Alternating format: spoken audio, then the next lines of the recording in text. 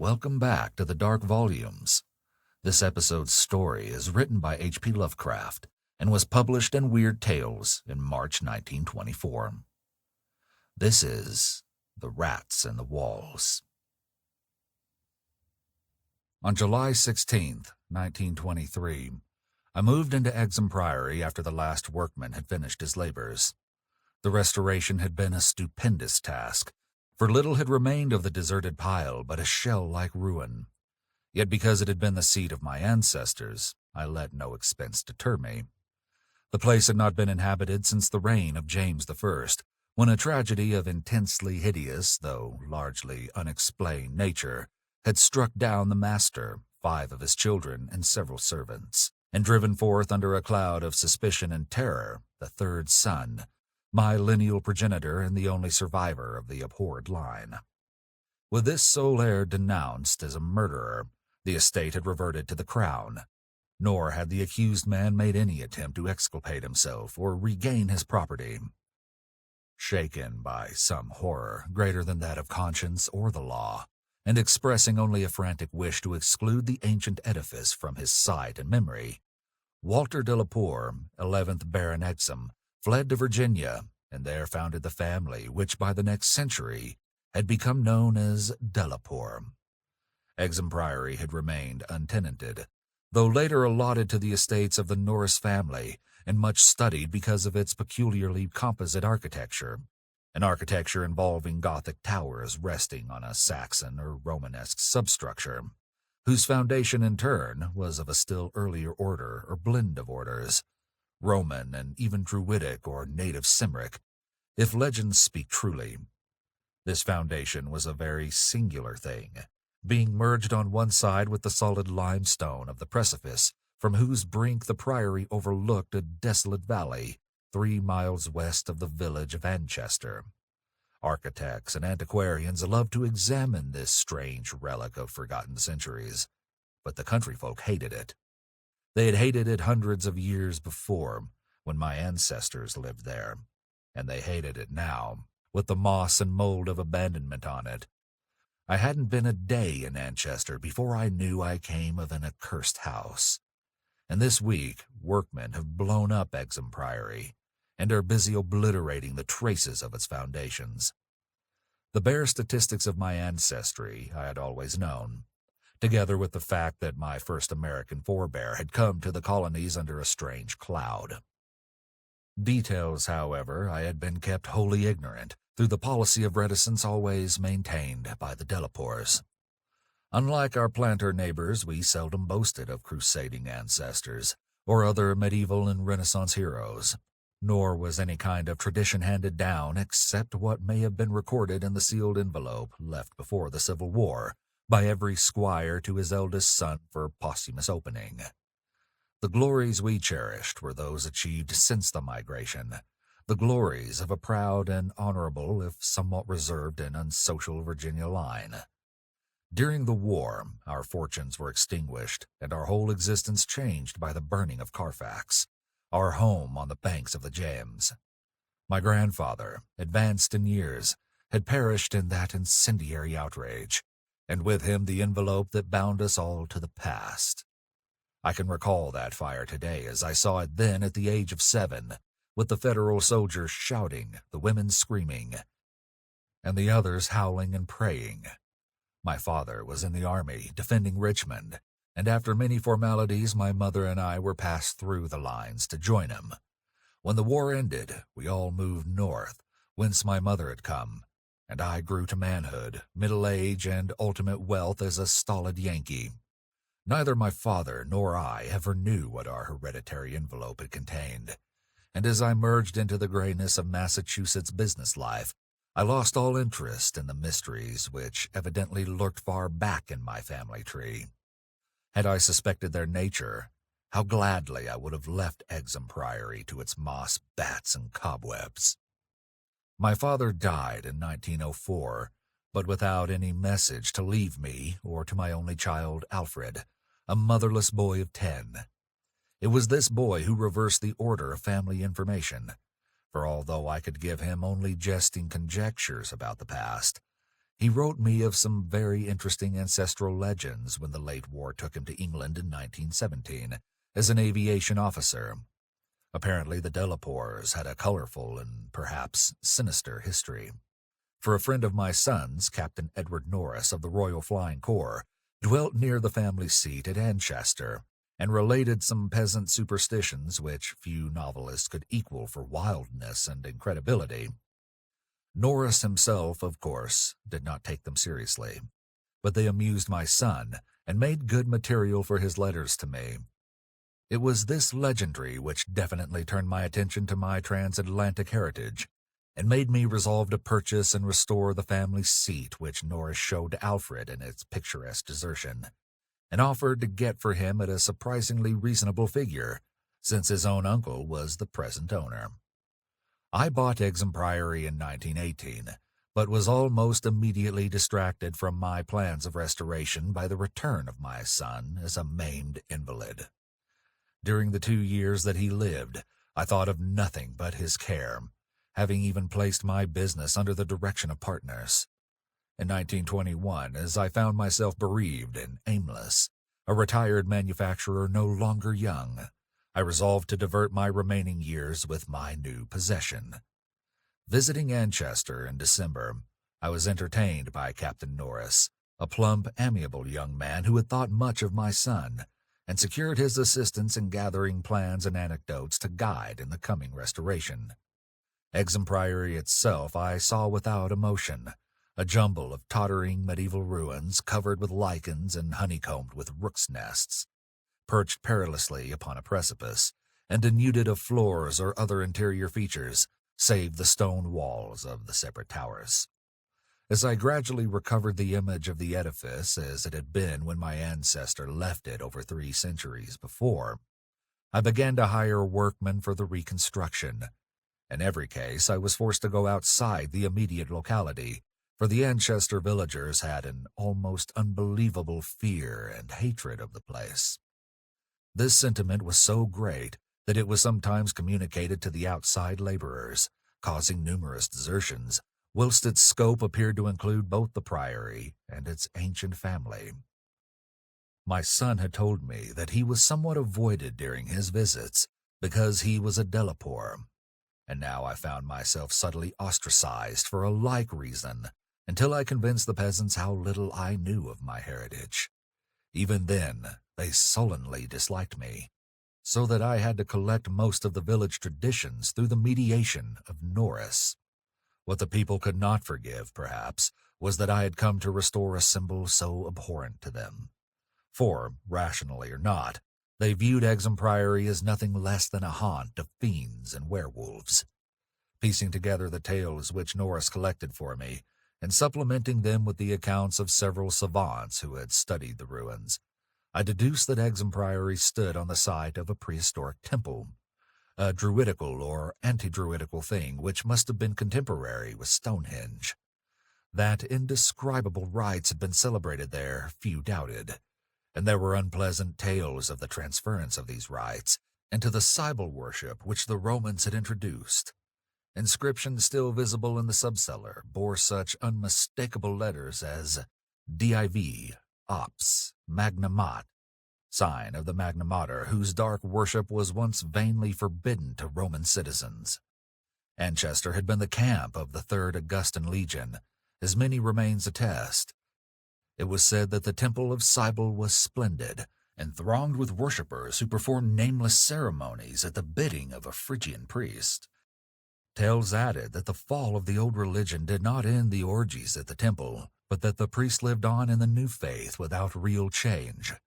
Likewise, it was said that the rites didn't vanish with the Roman power, and that certain among the Saxons added to what remained of the temple, and gave it the essential outline it subsequently preserved, making it the center of a cult feared through half the Heptarchy. About 1000 A.D., the place is mentioned in a chronicle as being a substantial stone priory housing a strange and powerful monastic order, and surrounded by extensive gardens, which needed no walls to exclude a frightened populace. It was never destroyed by the Danes, though after the Norman conquest it must have declined tremendously, since there was no impediment when Henry III granted the site to my ancestor, Gilbert de la Poer, 1st Baron Exham in 1261. Of my family before this date, there is no evil report, but something strange must have happened then. In one chronicle there is a reference to a de la Poer as cursed of God in 1307, whilst village legendary had nothing but evil and frantic fear to tell of the castle that went up on the foundations of the old temple and priory.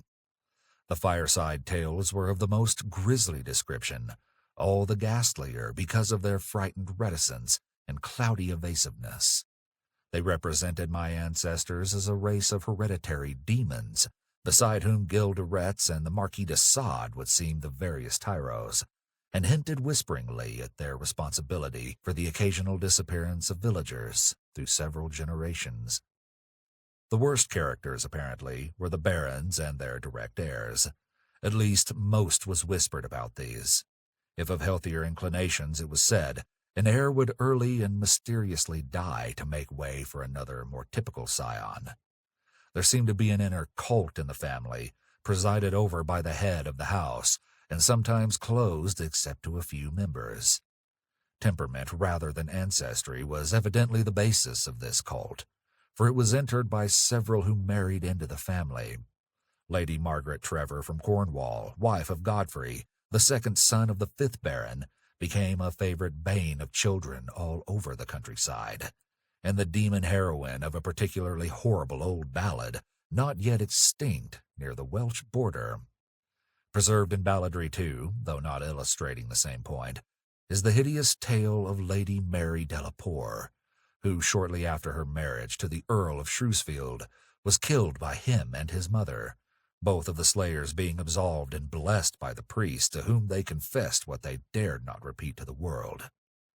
These myths and ballads, typical as they were of crude superstition, repelled me greatly. Their persistence and their application to so long a line of my ancestors were especially annoying, whilst the imputations of monstrous habits proved unpleasantly reminiscent of the one known scandal of my immediate forebears, the case of my cousin, young Randolph Delapour of Carfax, who went among the Negroes and became a voodoo priest after he returned from the Mexican War.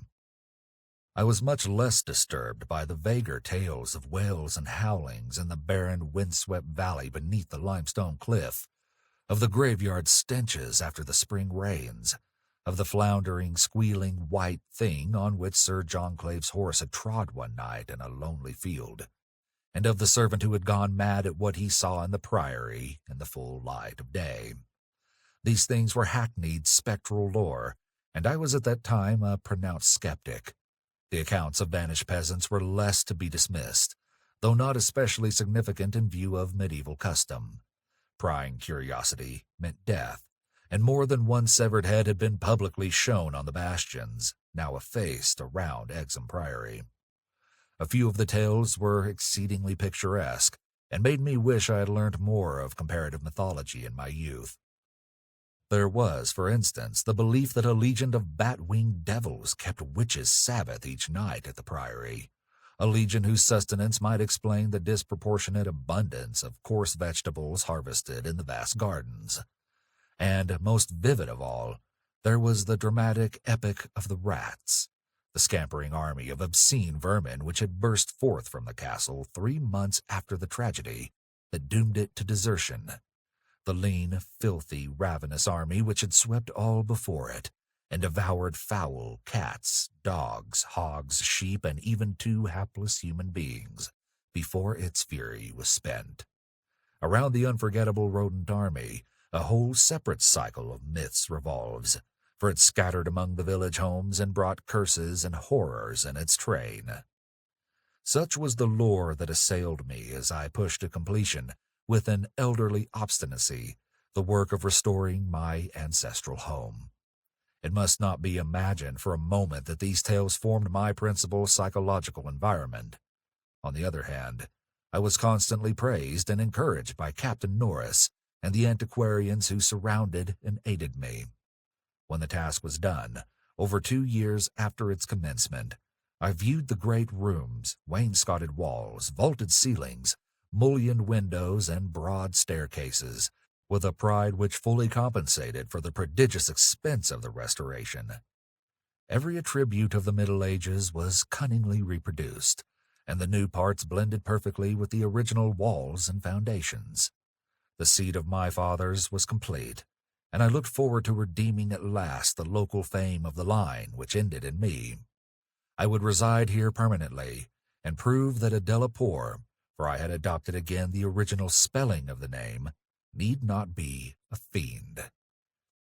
My comfort was perhaps augmented by the fact that, although Exham Priory was medievally fitted, its interior was in truth wholly new and free from old vermin and old ghosts alike. As I've said, I moved in on July 16th, 1923. My household consisted of 7 servants and 9 cats, of which latter species I am particularly fond. My eldest cat, Black Tom, was 7 years old and had come with me from my home in Bolton, Massachusetts. The others I'd accumulated whilst living with Captain Norris's family during the restoration of the priory. For 5 days, our routine proceeded with the utmost placidity, my time being spent mostly in the codification of old family data. I had now obtained some very circumstantial accounts of the final tragedy and flight of Walter Delapour, which I conceived to be the probable contents of the hereditary paper lost in the fire at Carfax. It appeared that my ancestor was accused with much reason of having killed all the other members of his household, except 4 servant confederates in their sleep, about 2 weeks after a shocking discovery which changed his whole demeanor, but which, except by implication, he disclosed to no one, save perhaps the servants who assisted him, and afterward fled beyond reach.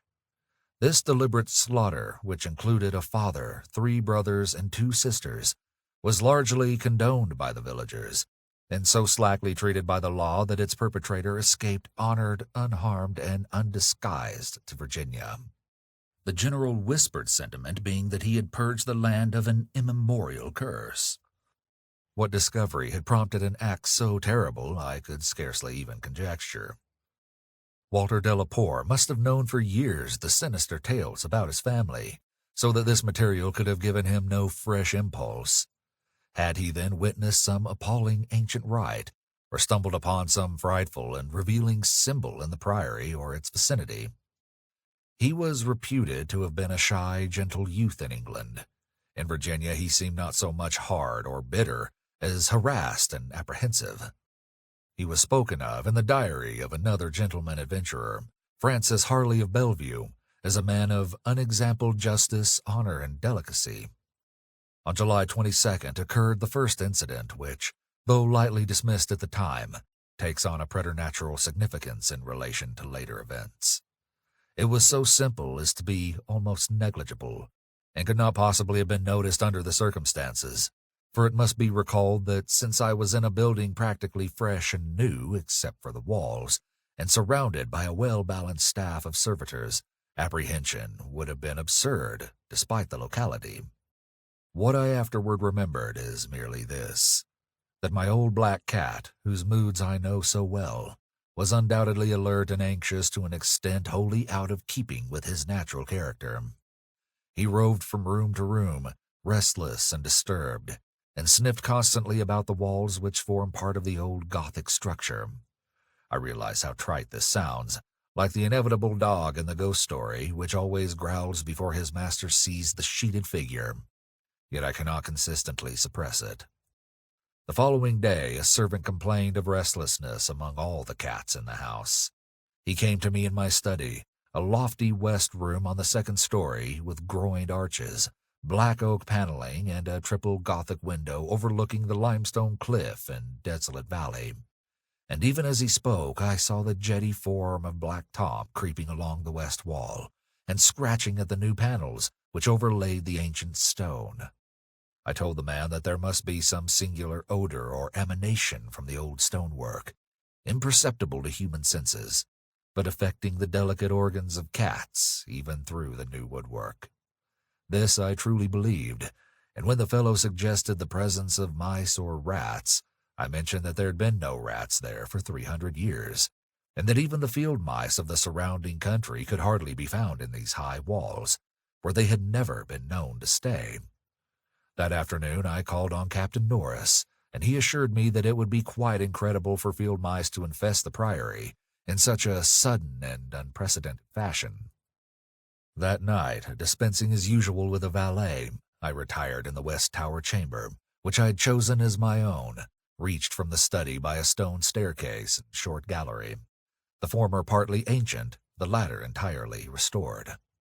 This room was circular, very high, and without wainscoting, being hung with arras which I had myself chosen in London. Seeing that Black Tom was with me, I shut the heavy Gothic door and retired by the light of the electric bulbs, which so cleverly counterfeited candles, finally switching off the light and sinking on the carved and canopied four-poster, with the venerable cat in his accustomed place across my feet. I did not draw the curtains, but gazed out at the narrow north window which I faced. There was a suspicion of aurora in the sky, and the delicate traceries of the window were pleasantly silhouetted. At some time I must have fallen quietly asleep, for I recall a distinct sense of leaving strange dreams, when the cat startled violently from his placid position. I saw him in the faint auroral glow, head strained forward 4 feet on my ankles, and hind feet stretched behind. He was looking intensely at a point on the wall somewhat west of the window, a point which to my eye had nothing to mark it, but toward which all my attention was now directed. And as I watched, I knew that Black Tom was not vainly excited. Whether the arras actually moved I cannot say. I think it did, very slightly. But what I can swear to is that behind it I heard a low, distinct scurrying, as of rats or mice. In a moment the cat had jumped bodily on the screening tapestry, bringing the affected section to the floor with his weight, and exposing a damp, ancient wall of stone, patched here and there by the restorers, and devoid of any trace of rodent prowlers.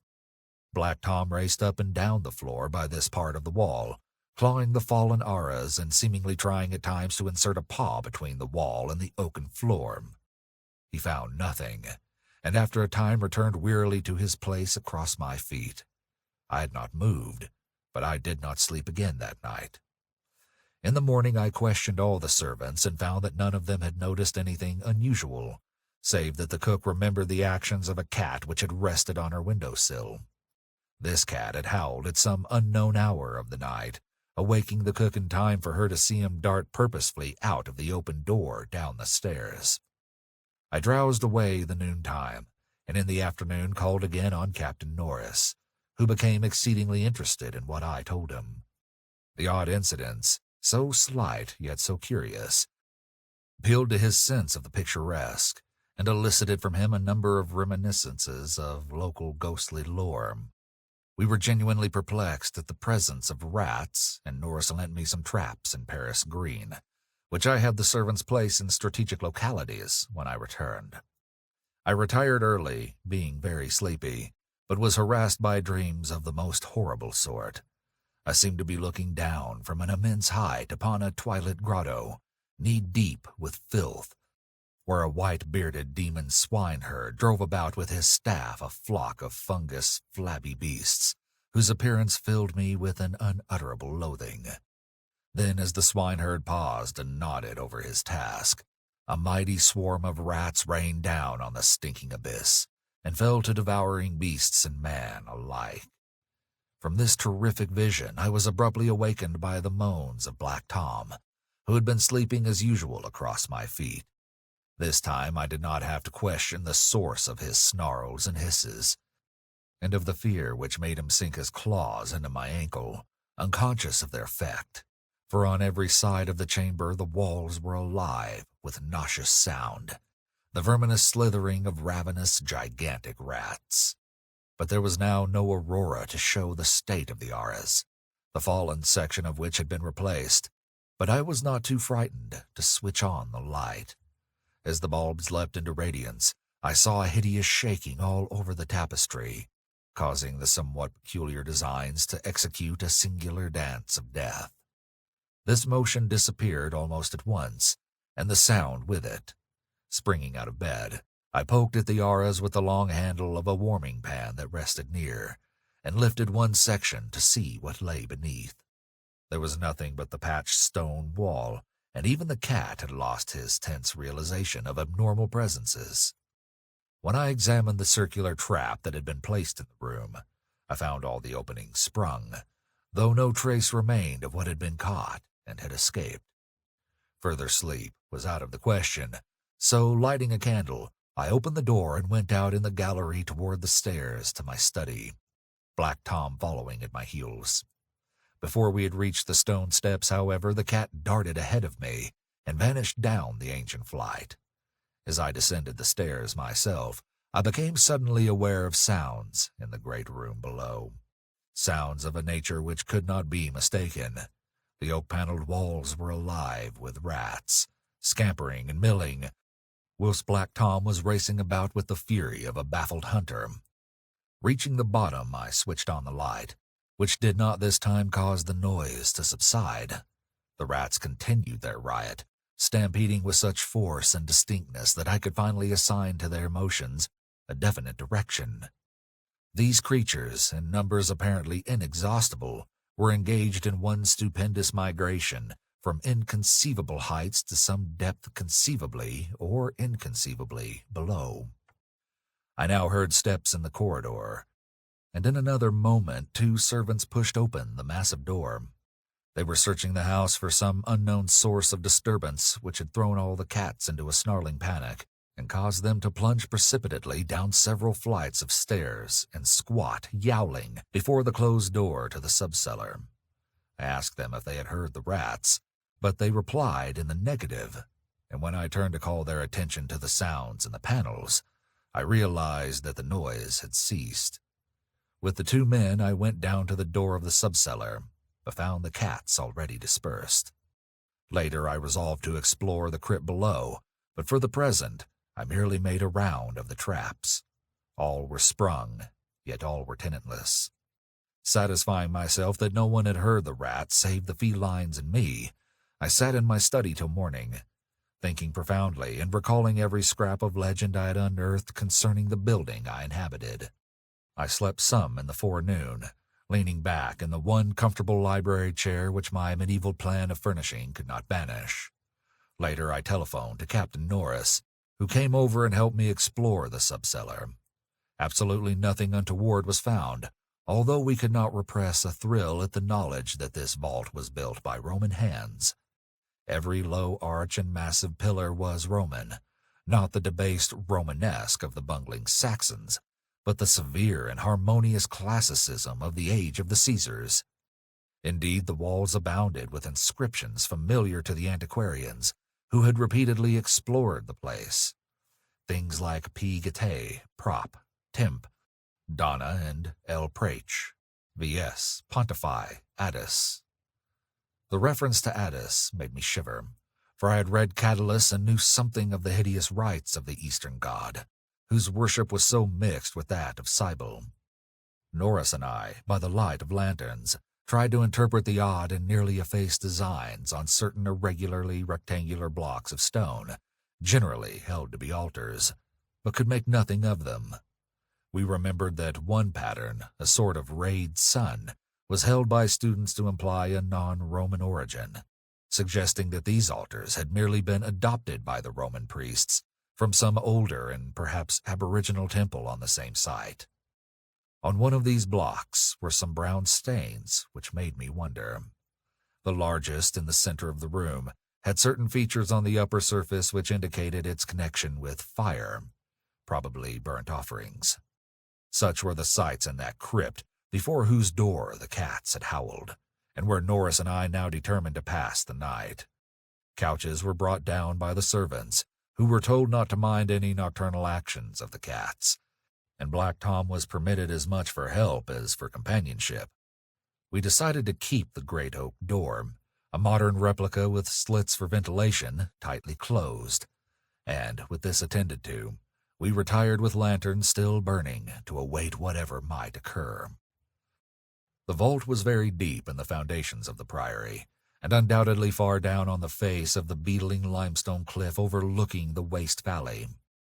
That it had been the goal of the scuffling and unexplainable rats I could not doubt, though why, I could not tell. As we lay there expectantly, I found my vigil occasionally mixed with half-formed dreams, from which the uneasy motions of the cat across my feet would rouse me. These dreams were not wholesome, but horribly like the one I had had the night before. I saw again the twilit grotto, and the swineherd with his unmentionable fungus beast wallowing in filth. And as I looked at these things, they seemed nearer and more distinct, so distinct that I could almost observe their features. Then I did observe the flabby features of one of them, and awakened with such a scream that Black Tom started up, whilst Captain Norris, who had not slept, laughed considerably. Norris might have laughed more, or perhaps less, had he known what it was that made me scream, but I did not remember myself till later. Ultimate horror often paralyzes memory in a merciful way. Norris waked me when the phenomena began. Out of the same frightful dream, I was called by his gentle shaking and his urging to listen to the cats. Indeed, there was much to listen to, for beyond the closed door at the head of the stone steps was a veritable nightmare of feline yelling and clawing, whilst Black Tom, unmindful of his kindred outside, was running excitedly around the bare stone walls, in which I heard the same babble of scurrying rats that had troubled me the night before. And acute terror now rose within me, for here were anomalies which nothing normal could well explain. These rats, if not the creatures of a madness which I shared with the cats alone, must be burrowing and sliding in Roman walls I had thought to be of solid limestone blocks, unless perhaps the action of water through more than 17 centuries had eaten winding tunnels which rodent bodies had worn clear and ample. But even so, the spectral horror was no less. For if these were living vermin, why did not Norris hear their disgusting commotion? Why did he urge me to watch Black Tom and listen to the cats outside? And why did he guess wildly and vaguely at what could have aroused them? By the time I'd managed to tell him, as rationally as I could, what I thought I was hearing, my ears gave me the last fading impression of the scurrying, which had retreated, still downward, far underneath this deepest of subcellars, till it seemed as if the whole cliff below were riddled with questing rats. Norris was not as skeptical as I had anticipated, but instead seemed profoundly moved. He motioned to me to notice that the cats at the door had ceased their clamor, as if giving up the rats for lost, whilst Black Tom had a burst of renewed restlessness, and was clawing frantically around the bottom of the large stone altar in the center of the room, which was nearer Norris's couch than mine. My fear of the unknown was at this point very great. Something astounding had occurred, and I saw that Captain Norris, a younger, stouter, and presumably more naturally materialistic man, was affected fully as much as myself, perhaps because of his lifelong and intimate familiarity with local legend. We could for the moment do nothing but watch the old black cat as he pawed with decreasing fervor at the base of the altar, occasionally looking up and mewing to me in that persuasive manner which he used when he wished me to perform some favor for him. Norris now took a lantern close to the altar and examined the place where Black Tom was pawing, silently kneeling and scraping away the lichens of centuries which joined the massive pre-Roman block to the tessellated floor. He did not find anything and was about to abandon his effort when I noticed a trivial circumstance which made me shudder, even though it implied nothing more than I had already imagined. I told him of it, and we both looked at its almost imperceptible manifestation with the fixedness of fascinated discovery and acknowledgment.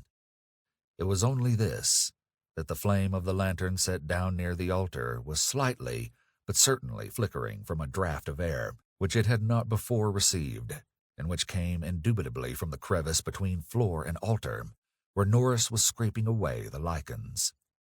We spent the rest of the night in the brilliantly lighted study, nervously discussing what we should do next.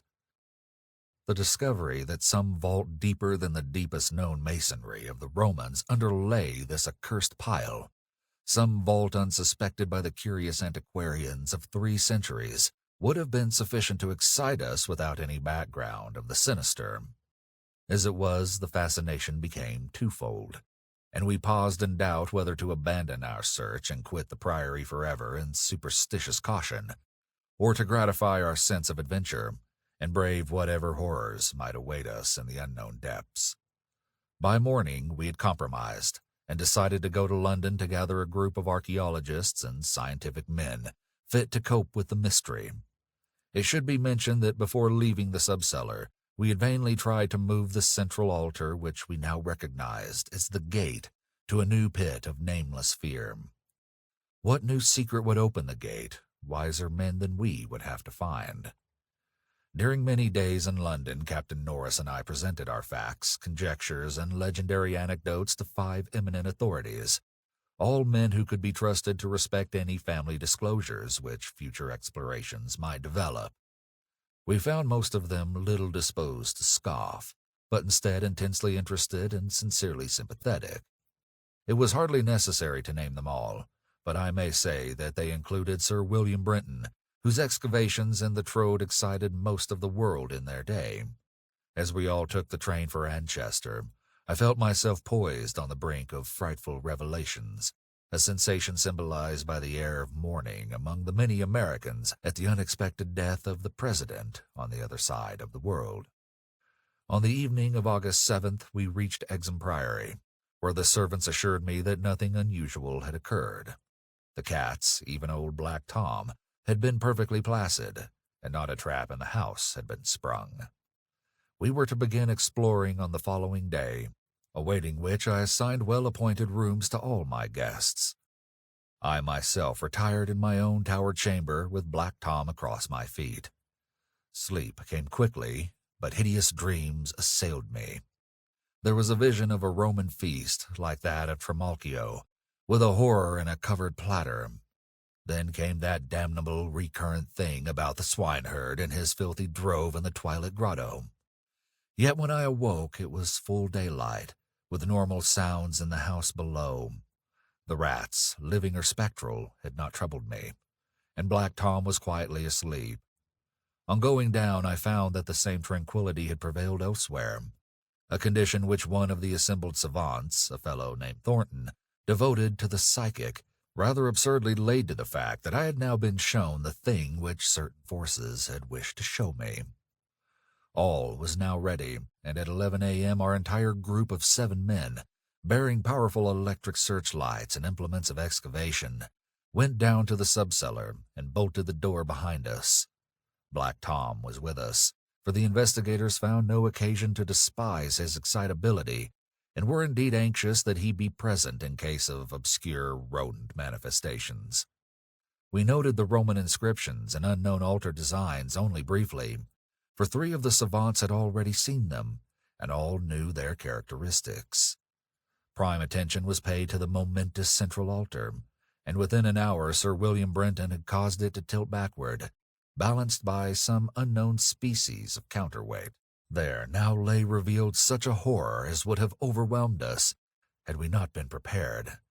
Through a nearly square opening in the tiled floor, sprawling on a flight of stone steps so prodigiously worn that it was little more than an inclined plane at the center, was a ghastly array of human or semi-human bones. Those which retained their collocation as skeletons showed attitudes of panic, fear, and over all were the marks of rodent gnawing. The skulls denoted nothing short of utter idiocy, cretinism, or primitive semi-apedom. Above the hellishly littered steps arched a descending passage, seemingly chiseled from the solid rock, and conducting a current of air. This current was not a sudden and noxious rush as from a closed vault, but a cool breeze with something of freshness in it. We did not pause long, but shiveringly began to clear a passage down the steps. It was then that Sir William, examining the hewn walls, made the odd observation that the passage, according to the direction of the strokes, must have been chiseled from beneath. I must be very deliberate now, and choose my words. After plowing down a few steps amidst the gnawed bones, we saw that there was light ahead. Not any mystic phosphorescence, but a filtered daylight, which could not come except from unknown fissures in the cliff that overlooked the waste valley. That such fissures had escaped notice from outside was hardly remarkable, for not only is the valley wholly uninhabited, but the cliff is so high and beetling that only an aeronaut could study its face in detail. A few steps more and our breaths were literally snatched from us by what we saw. So literally that Thornton, the psychic investigator, actually fainted in the arms of the dazed man who stood behind him. Norris, his plump face utterly white and flabby, simply cried out inarticulately, whilst I think that what I did was to gasp or hiss and cover my eyes. The man behind me, the only one of the party older than I, croaked the hackneyed "My God" in the most cracked voice I ever heard. Of 7 cultivated men, only Sir William Brenton retained his composure, a thing more to his credit because he led the party and must have seen the sight first. It was a twilit grotto of enormous height, stretching away further than any eye could see, a subterraneous world of limitless mystery and horrible suggestion. There were buildings and other architectural remains. In one terrified glance, I saw a weird pattern of tumuli, a savage circle of monoliths, a low-domed Roman ruin, a sprawling Saxon pile, and an early English edifice of wood. But all these were dwarfed by the ghoulish spectacle presented by the general surface of the ground. For yards about the steps extended an insane tangle of human bones, or bones at least as human as those on the steps. Like a foamy sea they stretched, some fallen apart but others wholly or partly articulated as skeletons. These latter invariably in postures of demoniac frenzy, either fighting off some menace or clutching other forms with cannibal intent. When Dr. Trask, the anthropologist, stooped to classify the skulls, he found a degraded mixture which utterly baffled him. They were mostly lower than the Piltdown man in the scale of evolution, but in every case definitely human. Many were of higher grade, and a very few were the skulls of supremely and sensitively developed types. All the bones were gnawed, mostly by rats, but somewhat by others of the half-human drove. Mixed with them were many tiny bones of rats, fallen members of the lethal army which closed the ancient epic. I wonder that any man among us lived and kept his sanity through that hideous day of discovery. Not Hoffman or Heisman's could conceive a scene more wildly incredible, more frenetically repellent, or more gothically grotesque than the twilit grotto through which we 7 staggered, each stumbling on revelation after revelation, and trying to keep for the nonce from thinking of the events which must have taken place there 300 years, or 1,000, or 2,000, or 10,000 years ago. It was the antechamber of hell, and poor Thornton fainted again when Trask told him that some of the skeleton things must have descended as quadrupeds through the last 20 or more generations. Horror piled on horror as we began to interpret the architectural remains. The quadruped things, with their occasional recruits from the biped class, had been kept in stone pens, out of which they must have broken in their last delirium of hunger or rat fear. There had been great herds of them, evidently fattened on the coarse vegetables whose remains could be found as a sort of poisonous ensilage at the bottom of huge stone bins older than Rome. I knew now why my ancestors had had such excessive gardens. Would to heaven I could forget. The purpose of the herds I did not have to ask. Sir William, standing with his searchlight in the Roman ruin, translated aloud the most shocking ritual I have ever known, and told of the diet of the antediluvian cult which the priests of Cybele found and mingled with their own. Norris, used as he was to the trenches, could not walk straight when he came out of the English building. It was a butcher shop and kitchen. He had expected that, but it was too much to see familiar English implements in such a place, and to read familiar English graffiti there, some as recent as 1610. I could not go in that building whose demon activities were stopped only by the dagger of my ancestor, Walter de la Poer. What I did venture to enter was the low Saxon building, whose oaken door had fallen, and there I found a terrible row of 10 stone cells with rusty bars. 3 had tenants, all skeletons of high grade, and on the bony forefinger of one I found a seal ring with my own coat of arms. Sir William found a vault with far older cells below the Roman chapel, but these cells were empty. Below them was a low crypt with cases of formerly arranged bones, some of them bearing terrible parallel inscriptions carved in Latin, Greek, and the tongue of Phrygia. Meanwhile, Dr. Trask had opened one of the prehistoric tumuli and brought to light skulls which were slightly more human than a gorilla's, and which bore indescribable ideographic carvings. Through all this horror, my cat stalked unperturbed. Once I saw him monstrously perched atop a mountain of bones and wondered at the secrets that might lie behind his yellow eyes. Having grasped to some slight degree the frightful revelations of this twilight area, an area so hideously foreshadowed by my recurrent dream, we turned to that apparently boundless depth of midnight cavern where no ray of light from the cliff could penetrate.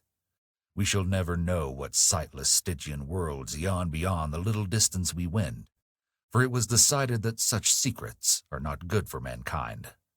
But there was plenty to engross us close at hand, for we had not gone far before the searchlight showed that accursed infinity of pits in which the rats had feasted, and whose sudden lack of replenishment had driven the ravenous rodent army first to turn on the living herds of starving things, and then to burst forth from the priory in that historic orgy of devastation which the peasants will never forget. God, those carrion black pits of sod-picked bones and open skulls, those nightmare chasms choked with pithecanthropoid, Celtic, Roman, and English bones of countless unhallowed centuries. Some of them were full, and none can say how deep they'd once been. Others were still bottomless to our searchlights, and peopled by unnameable fancies. What I thought of the hapless rats that stumbled into such traps amidst the blackness of their quests in this grisly Tartarus. Once my foot slipped near a horribly yawning brink, and I had a moment of ecstatic fear. I must have been musing a long time, for I could not see any of the party but the plump Captain Norris. Then there came a sound from that inky, boundless, farther distance that I thought I knew, and I saw my old black cat dart past me like a winged Egyptian god, straight into the illimitable gulf of the unknown. But I was not far behind, for there was no doubt after another second. It was the eldritch scurrying of those fiend-born rats, always questing for new horrors, and determined to lead me on even unto those grinning caverns of earth's center, where Nyarlathotep, the mad faceless god, howls blindly to the piping of two amorphous idiot flute players. My searchlight expired, but still I ran. I heard voices and yowls and echoes, but above all there gently rose that impious, insidious scurrying, gently rising as a stiff, bloated corpse gently rises above an oily river that flows under endless onyx bridges to a black, putrid sea. Something bumped into me, something soft and plump. It must have been the rats, the viscous, gelatinous, ravenous army that feast on the dead and the living. Why shouldn't rats eat a Delapore as a Delapore eats forbidden things? The war ate my boy. Damn them all. And the Yanks ate Carfax with flames and burnt Grandsire Delapore and the secret. No, I tell you, I am not that demon swineherd in the Twilight Grotto. It was not Edward Norris's fat face on that flabby fungus thing. Who says I am a Delapore? He lived, but my boy died. Shall a Norris hold the lands of a Delapore? It's voodoo, I tell you. That spotted snake. Curse you, Thornton. I'll teach you to faint at what my family do. 'S blood, thou stinkard. I'll learn ye how to gust. Wold ye swink me thilkwise. Magna mater, atis, diadai dadadan, agus bas donactor, donus dolasor agus letsa, ungul, That is what they say, I said, when they found me in the blackness after 3 hours. Found me crouching in the blackness over the plump, half-eaten body of Captain Norris, with my own cat leaping and tearing at my throat. Now they have blown up Exham Priory, taken my black Tom away from me, and shut me into this barred room at Hanwell with fearful whispers about my heredity and experiences. Thornton is in the next room, but they prevent me from talking to him. They are trying, too, to suppress most of the facts concerning the Priory. When I speak of poor Norris, they accuse me of a hideous thing, but they must know that I did not do it. They must know it was the rats, the slithering, scurrying rats whose scampering will never let me sleep. The demon rats that race behind the padding in this room and beckon me down to greater horrors than I have ever known. The rats they can never hear. The rats in the walls. Thank you for joining us at the Dark Volumes again. Please spread the word. Madness does love company, and we'll talk again soon.